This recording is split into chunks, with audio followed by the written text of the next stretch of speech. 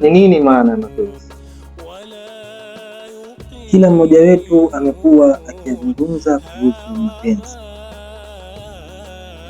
Tunayahisi, tunayatamani, na kwa wakati mwingine tukiwa tunatafuta. Ni nini mapenzi?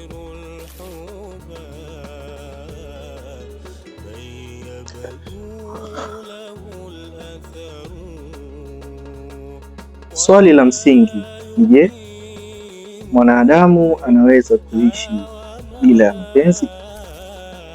Je, kuna maisha yenye maana bila ya nguvu hii inayotuunganisha?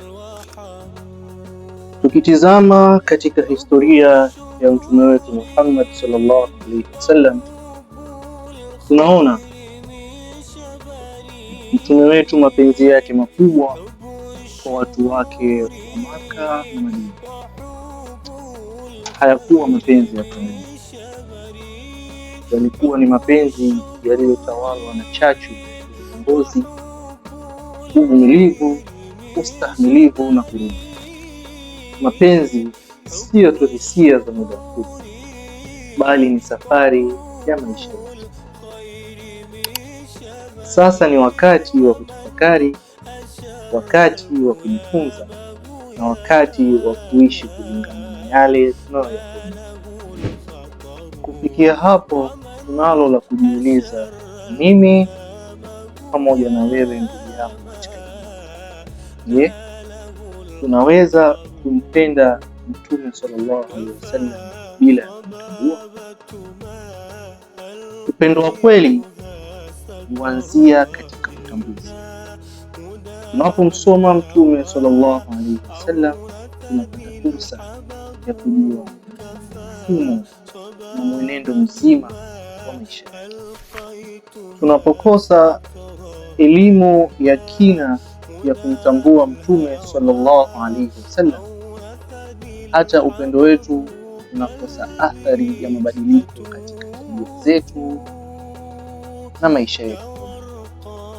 Pamoja na yote hayo yaliyozungumziwa, Almadrasa Alwasila Al-Asasiya haikuacha bure. Imewaandalia hadhara maalum kwa ajili ya kumwarifisha Mtume sallallahu alaihi wasallam.